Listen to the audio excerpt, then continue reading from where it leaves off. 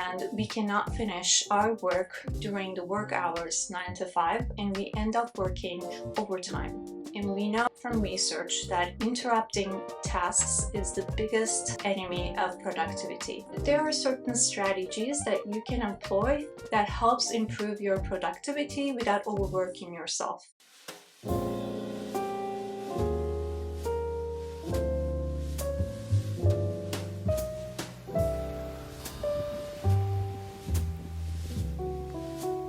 Hello, welcome back to my channel. If you're new here, my name is Serap.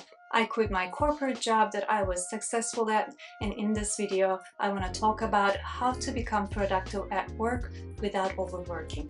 Many of us who have corporate jobs spend a lot of time in front of a computer, going into meeting to meeting, and reading emails and messages, and we cannot finish our work during the work hours 9 to 5, and we end up working overtime, either after the work hours or on the weekend. A task that should take, let's say, an hour takes us days to complete. And this happens because our days are full of interruption. And we know from research that interrupting tasks is the biggest enemy of productivity. What happens usually is, if you're working in an office corporate job, you have back-to-back meetings.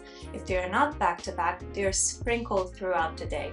When you are working on something, it takes time to get into it mentally and focus on it.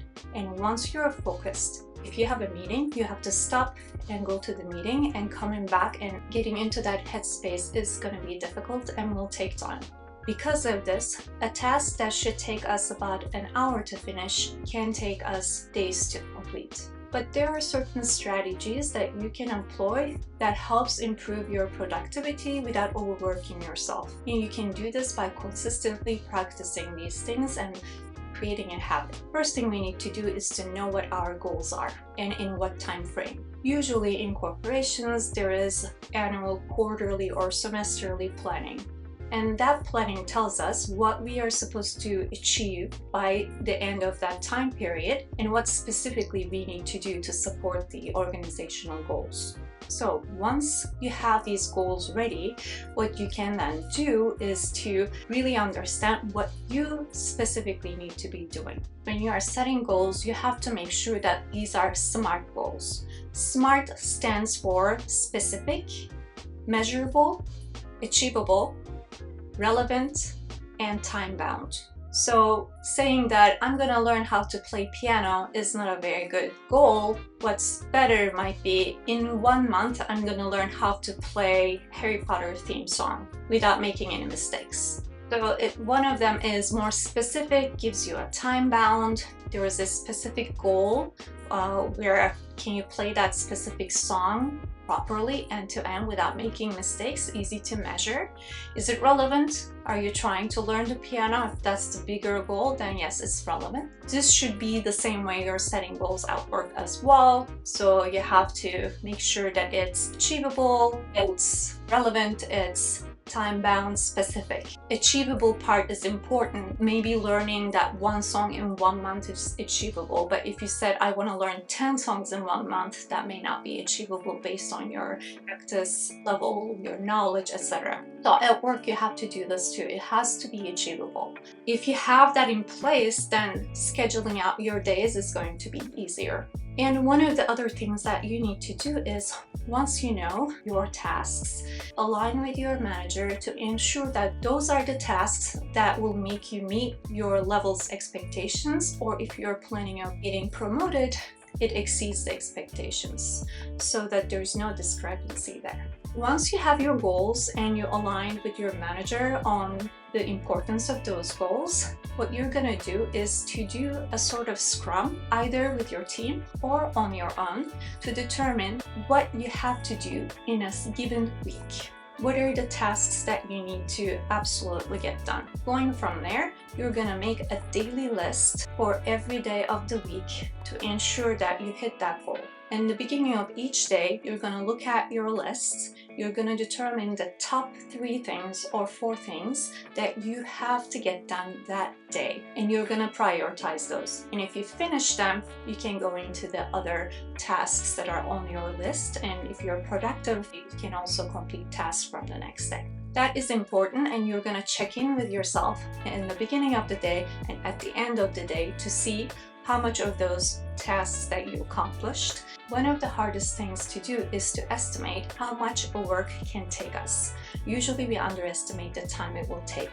One of the ways that you can estimate how long a task is going to take you is to actually time yourself while you're doing that. But it's not going to be possible to do this for everything. So one of the ways you can do this is to think about if you didn't have any kind of distraction, no meetings, no email, no other task, how long it should take you to finish that specific task. So once you have an idea of how long a task should take you, then you can plan out by looking at your week, your meetings, and determine how much work you can get done on each day uninterrupted on that task. In order to accomplish that, one of the first things you're going to do is to take a look at your calendar and block chunks of time that you're going to do focused work. Just blocking the time on your calendar is not enough though. You have to assign tasks that you're going to accomplish during that time. Otherwise, you will end up spending that time reading your email, maybe doing some tasks that are not as important. But if you plan what you're going to do during that chunk of time that you blocked, then you can actually work towards a specific goal. One of the things that's important is if the calendar that your organization is using allows this, when you block that time, make it so that no one can schedule a meeting during that time. So if someone sends you a meeting invitation, it is auto-declined. If the calendar doesn't have this feature, what you can do is to write in your calendar title, "Do not schedule," or "Please ask before scheduling." And if someone ignores this, doesn't look at it, just decline the meeting. That's what you need to do. And if it's someone like your manager, or manager's manager, or someone you don't want to dismiss, then you can get back to them and say, "I'm busy during that time, can we schedule it to another time?" The second thing that you need to do is to look at your calendar and purge your calendar from meetings. If you're not talking in a meeting, contributing in any way, if you're doing other tasks during a meeting, that means you don't need to be there. You don't need to be there, don't go to that meeting. If there are informational meetings, even if you are not contributing, you're learning, maybe you can ask them to send you the meeting notes so you can learn from that. When people are sending you meeting invitations, and if they did not include an agenda, then request that agenda from them. Otherwise, you're going to show up and you might realize that's a complete waste of time and you didn't need to be there. And one of the other things that you should do is to ask the person who's organizing how you're going to contribute if it's not clear to you. Sometimes asking that question makes the meeting organizer realize that they actually don't need you there. Another thing that you should do is to ask the meeting organizer if that really needs to be a meeting or can it be done over email or messages. Be really stingy with your time and don't say yes to every meeting without thinking. That is going to help you open up chunks of time on your calendar to do focus work.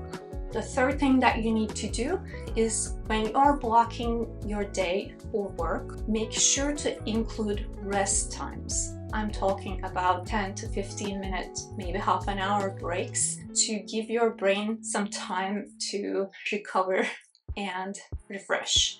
This can be grabbing coffee with a colleague, or on your own, going for a walk, or just sitting there doing nothing, or doing something that you enjoy, listening to music, maybe reading something not related to work.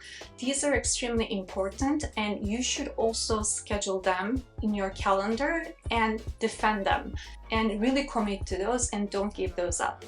If people are scheduling on your break times and if you're letting them, you're letting other people take advantage of your free time, and that's not a good thing. You're gonna burn out if you don't protect your breaks. Another thing that you need to do in order to stay productive and stay true to the tasks that you determined you're gonna get done that day is to have some buffers, because unexpected things can happen. Unexpected things might be related to work, some last minute ask, a crisis that you have to respond to. Also, it could be social. A colleague stops by, you end up talking with them longer than you intended to. Having some buffer time baked into your day will make you feel better, and if something takes a little longer, you still can finish the tasks that you set out for that day. Another strategy to be productive is to limit the amount of time you spend checking your emails.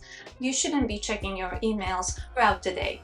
Emails should be checked when you get to work first thing in the morning, maybe midday, and then just before you leave. If you are checking your emails throughout the day, that means you're being interrupted constantly and you're getting distracted. Close off that tab that has your email, don't look at it. Set a time for specific times and dedicate enough time that will allow you to respond to the emails that you need to respond to.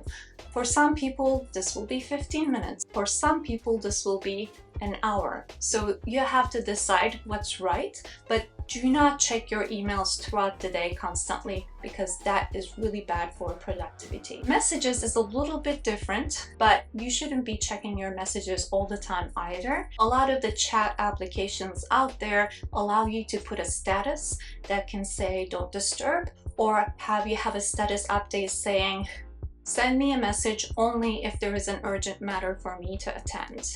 Otherwise, please email me. So basically, sharing your preferred method of communication can be helpful there. But even if chat is your preferred method of communication, it's still a distraction and it still interrupts your workflow. So reduce the time you check messages. One final thing is to set your boundaries and let your coworkers know about them. That means if you are leaving work at 5 p.m. period, then let people know not to reach out to you after 5. And if you have to leave earlier, let's say you have to pick up your kids from school around 3, so you come to work earlier and then leave early, then make sure everyone knows this and they're all on the same page and they're not expecting you to respond to emails or any other communication after that time. You need to be open about this and specific. If people are expecting you to work longer hours, there is something wrong with that,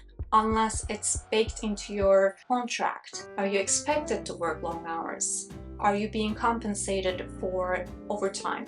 That's fine. Even if you love your job, what you do, I hope that you stop working at a reasonable hour, because everyone should have a life outside of work. I'm guessing you have friends, significant others, families, kids, hobbies. It's healthy for you to take a break, for your brain to rest, and then your brain has a better chance of coming up with creative solutions to problems that maybe you weren't able to solve. So giving a break, doing other things is a healthy thing for you, for your brain. So think about that. If you find yourself constantly working after work hours and on the weekend, there are 2 reasons for this. One is that you have way too much on your plate than you can actually reasonably complete.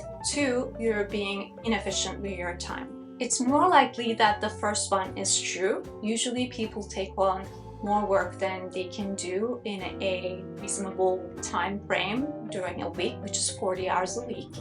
And if you're constantly working overtime, that means you have way too much. You need to drop the lower priority things from your plate. And again, align with your manager, making sure that you're not dropping something extremely important, and that what's reasonable to you is also reasonable to your manager. And if there is a discrepancy there, you have to have that conversation to align, because if your manager is expecting more than you can deliver, there's a problem. So it is important to align.